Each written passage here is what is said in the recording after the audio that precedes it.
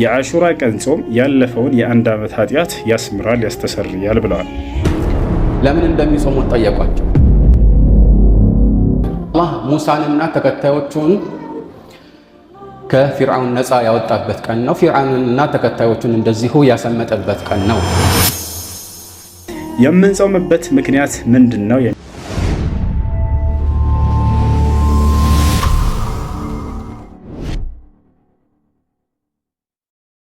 መልእክተኛችን ዓለይሂ ሰላቱ ወሰላም ከማ ተበተ ዐንሁ ፊ ሰሒሕ እንደተናገሩት አላህ በዚህ ጾም የተነሳ ከሱ በፊት ያለውን ዓመት ወንጀል እንደሚያራግፍበት ተስፋ አደርጋለሁ ወይም ይህንን አምናለሁ ይላል።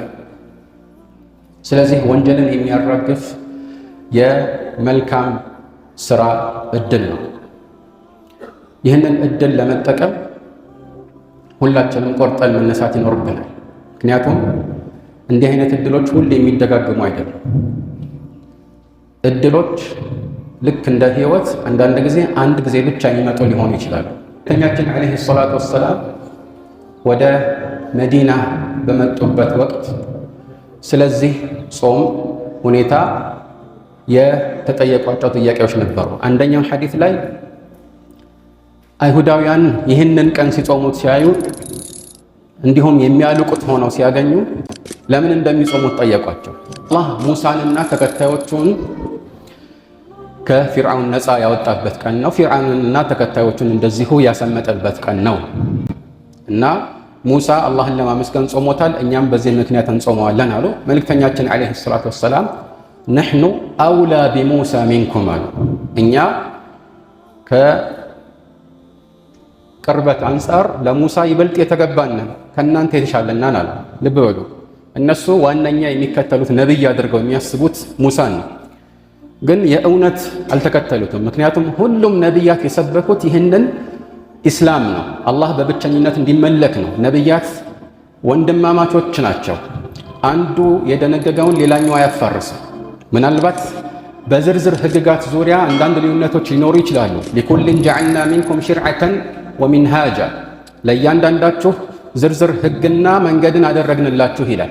ነገር ግን ጥቅል በሆኑ የሥነ ምግባር ድንጋጌዎች እና ከዚያም ባለፈ መልኩ ደግሞ የኢማን ርዕሶች ላይ በመካከላቸው ምንም አይነት ውዝግብ የለም።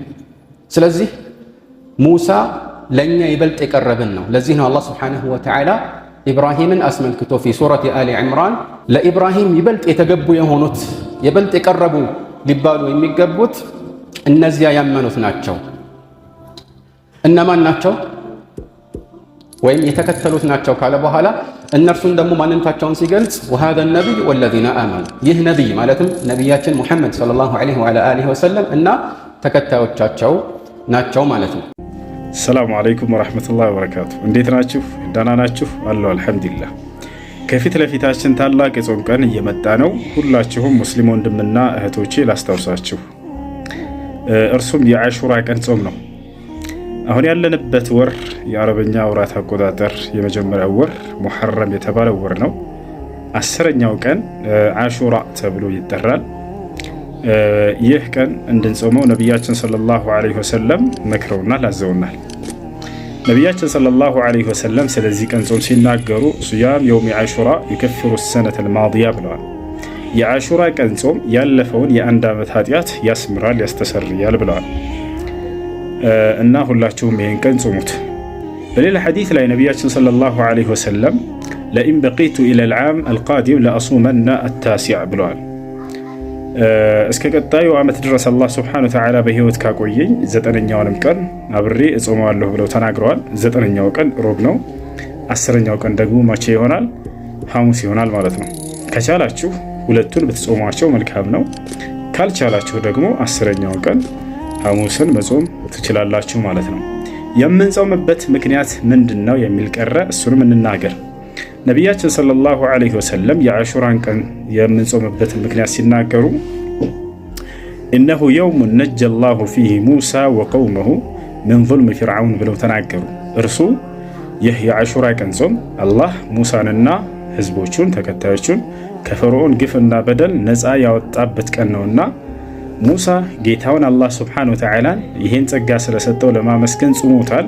እኔ ደግሞ ወንድሜ ሙሳ የተደሰተበት ደስታ የእኔም ደስታ ነውና እኔና ህዝቦቼም የሙሳን ደስታ እንካፈለው ዘንድ እንጾማለን ብለው ነቢያችን ሰለላሁ ዐለይሂ ወሰለም ተናግረዋል።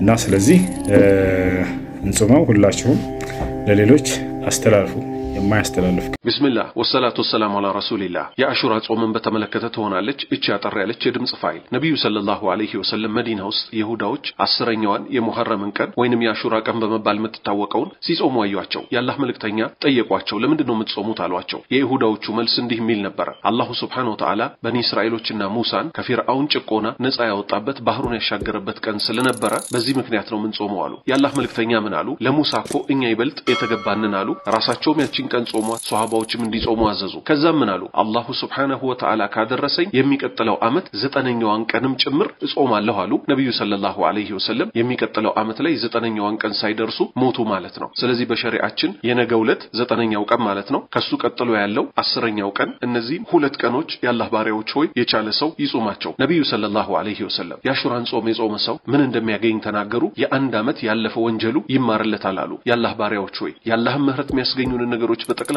ልንጠቀም ይገባል። አላሁ ሱብሓነሁ ወተዓላ ከማራቸው ካዘነላቸው አላህ ያድርገን። ለመላው ሙስሊም አሰራጩት። የነገውና ከነገወዲያ ያለውን ቀን አላህ ይርዳን። እንጹም። ሱብሓነከ አላሁመ ወቢሐምዲክ አሽሀዱ አን ላ ኢላሃ ኢላ አንተ አስተግፊሩከ ወአቱቡ ኢለይክ።